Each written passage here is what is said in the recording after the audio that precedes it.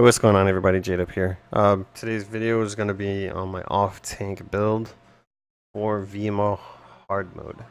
You can also use this for just regular VMOL if you wanted to.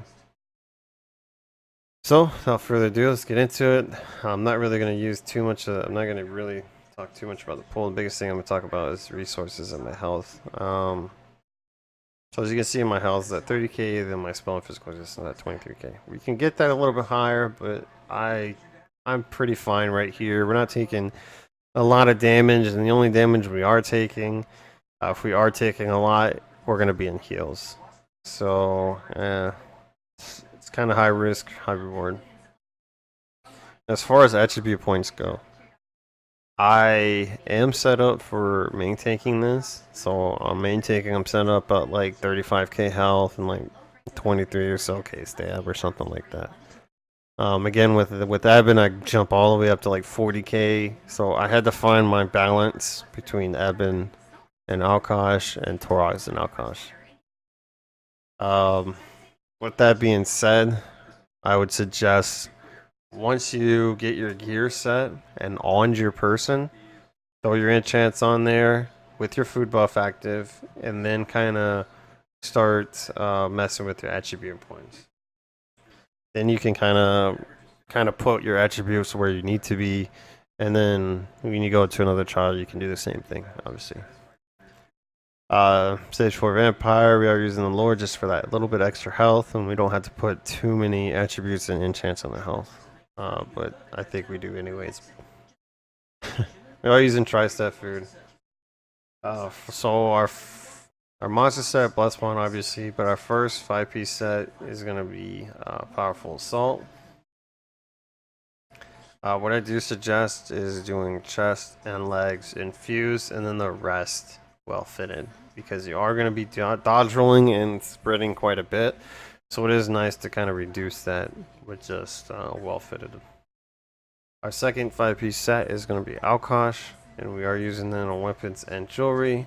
I am using 2 speed pots, enchants, which reduce the your potion cooldown by 5 seconds. So pots are usually 45 seconds. My pots are 35 seconds.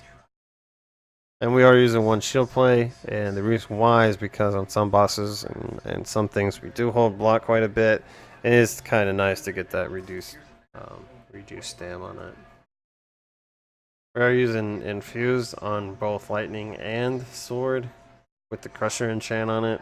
I was using weakening, but there's I really see no difference in it in some of the stuff that's going on. Maybe in trash pools with the shaman and renderer, but other than that, I don't really see no use of using it. We do have sturdy on our shield, just because when we are on our shield, we are holding block sometimes, so it is kind of get that reducedness going on. So that's our gear, it's our character sheet. Let's go ahead and look at skills real quick, and then we'll go on the CP. Now, as far as skills go, this is pretty basic for the most part. I mean, we got your pierce armor, got your vigor for powerful assault proc, and we got change this to igneous. Don't use fragmented. I've been wanting to change this for a while. I tried this on Cloud Rest, and once we got out of Cloud Rest and went to Mall, I totally forgot to change it, and I still haven't changed it. I actually should change it now, but regardless, use igneous just for that extra shield for you and other people. And then obviously heroic slash for the minor meme and the minor heroism. But you can use Green's Dragon Blood or whatever you want to use here. I put Green's Dragon Blood here, just mainly for that stam recovery, the health recovery, like all that stuff, and then plus the passives you get for it. So Draconic, it's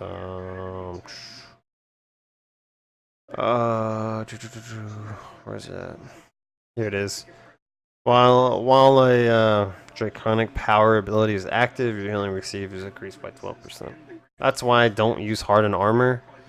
And as long as I keep this up pretty close to 100% of the time, I don't really care to have that on. And by the way, this lasts for 17 seconds, while balance lasts for 27 seconds. So I'd rather have an extra 10 seconds on balance than just 17.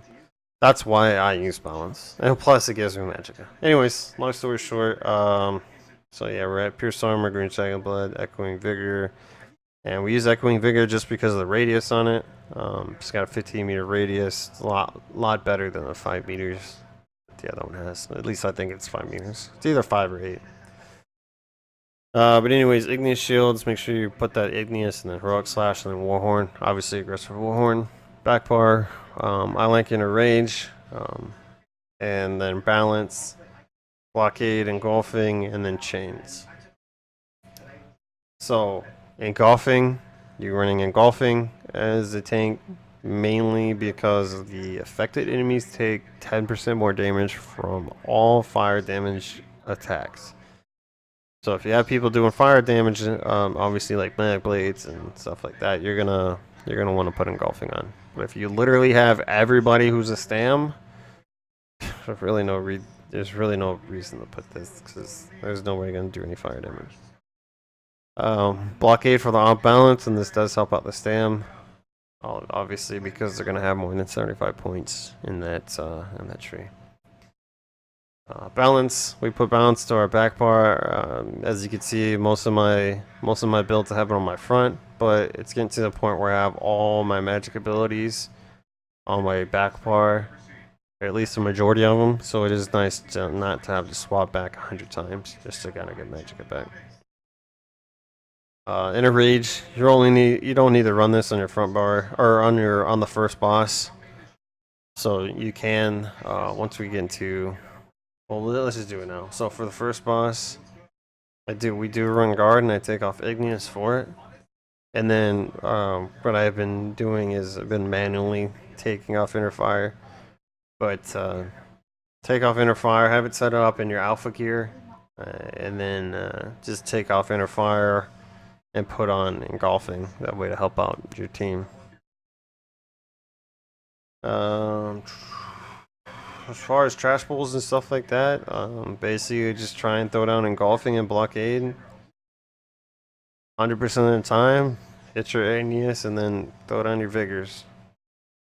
We are using Magma in our back bar mainly because just oh crap moments there will happen, and I mean there's a time I think in some runs that I've done where I've actually hit it on the very last boss because I didn't want to ruin our score. Because I didn't want the Hulk to like scream and kill me and stuff like that.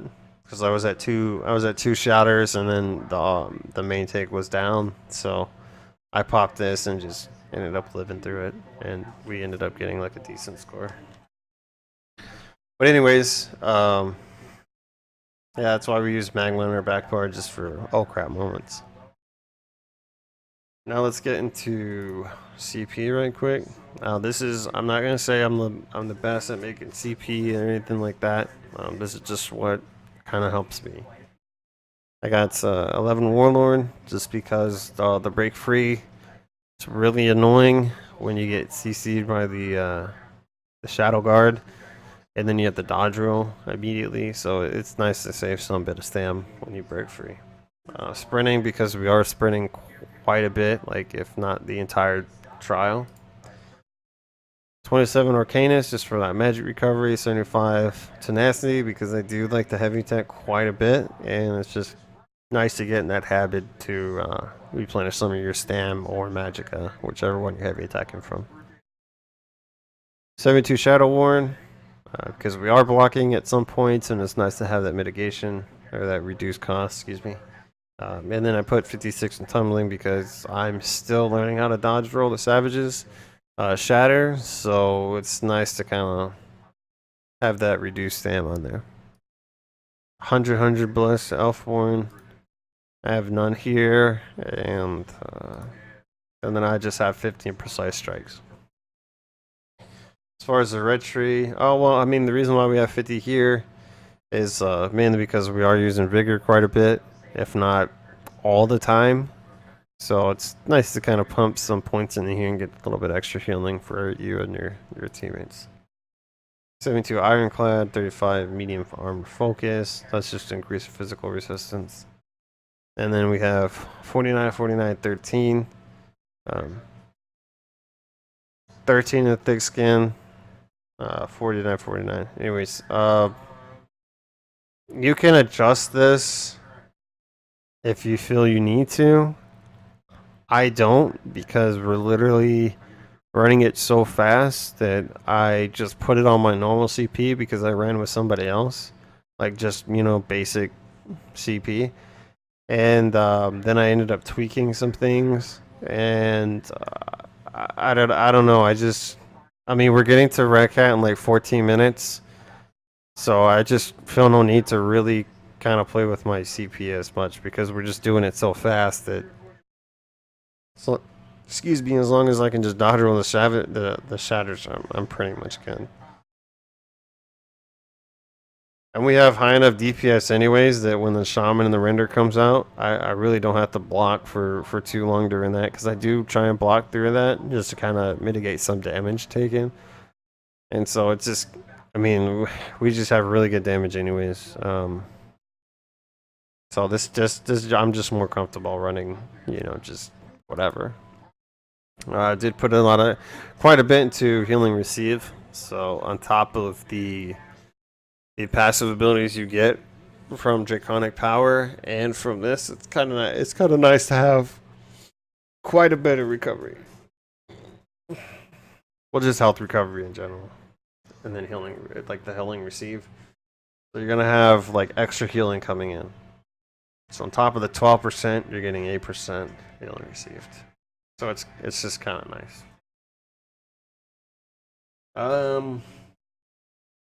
Other than that, I think I pretty much covered everything. Oh, you know what? I forgot one thing. As far as the last boss, I do take off chains and I put on Turn of the Undead, and the reason why I put it on there is mainly to help out the group. They usually stack up pretty closely. Excuse me. As you can see in some of the videos the 2 videos that I posted, the positioning guide and just a regular score run that we did, you can see that the group is all like for real kind of tight over there, so that they all fit into Turn of the Undead. And it's basically to help mitigate some of the damage. So it's really nice to kind of help them out. And a way for my console guys and girls, what I do is I lay this down as soon as I take the Hulk, or right before I take the Hulk, I try and lay this down. And then when I get smashed once, I know it's a 15-second cooldown, right? So we're already sitting at pretty much you're gonna have to lay this down when you swap the taunt from the Hulk to the main tank again. So when the main tank grabs the Hulk, you can quickly go, lay this down, go back to the Hulk, bash if you need to, heavy attack, whatever you need to do to get your stand back. And then by the time he shatters the main tank, you take him back, and then you're good to go. Because then this will be up for majority of the rest of the time. If you have to swap the tank, if you have to swap the Hulk again, that's unfortunate. And then you just lay it down again when it runs out. For those of you guys that are on PC and they have all those add-ons and stuff like that, you can definitely put this on your Surrender or whatever. You should be good to go. Other than that, I don't really change out anything else on here, like at all. This is pretty much my bar setup for a majority of everything. But if you have any questions, comments, concerns, anything like that, definitely feel free to hit it up in the comment sections below, and I will respond in a pretty timely manner. Yeah, anyways, thanks for watching, and we'll see you in the next video.